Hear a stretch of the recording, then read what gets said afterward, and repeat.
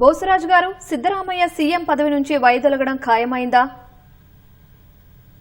అది ఇవాళ morning breakfast meeting పిలిచినట్టు కౌన్సిల్ ఆఫ్ మినిస్టర్స్ మీటింగ్ అయింది. ఆయన డీసీఎం మధ్య సీఎం డీసీఎం ఇద్దరు కూడా మీటింగ్ లో ఉన్నట్టు. ఆయన హైకమాండ్ ఢిల్లీలో హైకమాండ్ చెప్తారు ఏం మాట్లాడొచ్చారు, జరిగిన విషయాలు, రాజకీయ పరిస్థితులు.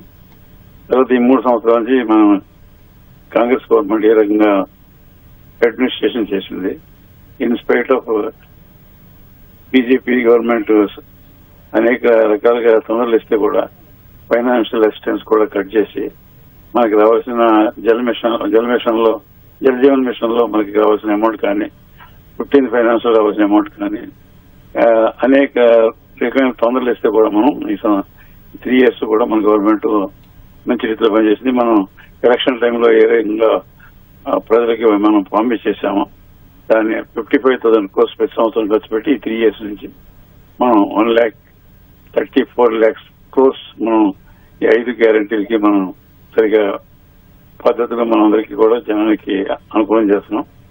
సో అడ్మినిస్ట్రేషన్ అంతా డెవలప్మెంట్ అంతా బాగుంది. అయితే కూడా బీజేపీ గవర్నమెంట్, ఆర్ఎస్ఎస్ వాళ్ళు ఏదో రకంగా ట్రబుల్ ఇవ్వాలని చెప్పి వాళ్ళ ప్రయత్నం నడుస్తుంది. మనం ఇప్పుడు 3 సంవత్సరాలు అయింది, ఇంకా 2 సంవత్సరాలు మన గవర్నమెంట్ బాగా అందరం కలిసి కోఆపరేటివ్ గా ముందుకెళ్లాలి. 2028 లో మళ్ళీ మనం రీఎలెక్ట్ అయ్యి మన గవర్నమెంట్ పాలన చేయాలి. కాబట్టి అందరూ జాగ్రత్తతో ఉండాలి. వాళ్ళంతా ఆర్ఎస్ఎస్ వర్కర్స్ యూపీ నుంచి, వెస్ట్ బెంగాల్ ఉన్న వాళ్ళందరూ కూడా ఇప్పుడు వాళ్ళు ఇక్కడ కర్ణాటక పంపిస్తారు. కర్ణాటక ఇది టార్గెట్ ప్రోగ్రామ్.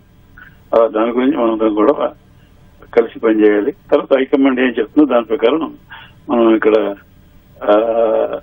చేర్పులు మార్పులు ఉంటే హైకమాండ్ ఏం చేద్దాం దాని ప్రకారం మనందరం కలిసి పనిచేద్దామని చెప్పి ఆయన ఇన్ఫార్మల్ గా మాట్లాడాడు. ఆయన అదే రకంగా DCM PCC president DK Shivakumar గారు కూడా అదే రకంగా మాట్లాడి, ఎవరు మాట్లాడినా సిద్ధరామయ్య గారు ముఖ్యమంత్రిలో, నేను ముఖ్యమంత్రిలో అందరం కూడా అందరం కలిసి ఆయన నాయకత్వంలో, సిద్ధరామయ్య గారి నాయకత్వంలో ఏ రకంగా మనం 3 years కంప్లీట్ చేసాం, అదే రకంగా అనదర్ 2 years కూడా మనందరం కలిసి కంప్లీట్ చేయాలి.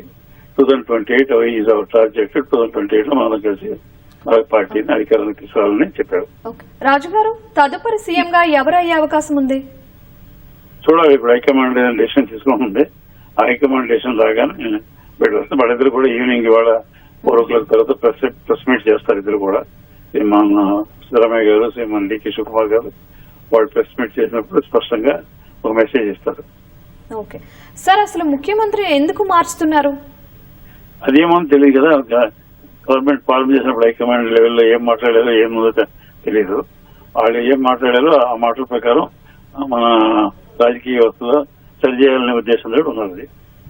ఓకే, అంటే దీని వెనక కాంగ్రెస్ రాజకీయ వ్యూహాలు ఏమైనా ఉన్నాయా? ఏమీ లేదు. హైకమాండ్ ఏం చెప్తే ఆ రకంగా పోదామని చెప్పి వాళ్ళిద్దరు కూడా చెప్పారు. కౌన్సిల్ ఆఫ్ మినిస్టర్స్ కూడా అందరూ అదే అభిప్రాయం ఉంది. హైకమాండ్ చెప్పినట్టుగా మనందరం నడుచుకోవాలి అని చెప్పి. Okay sir, thank you. ధన్యవాదాలు సార్.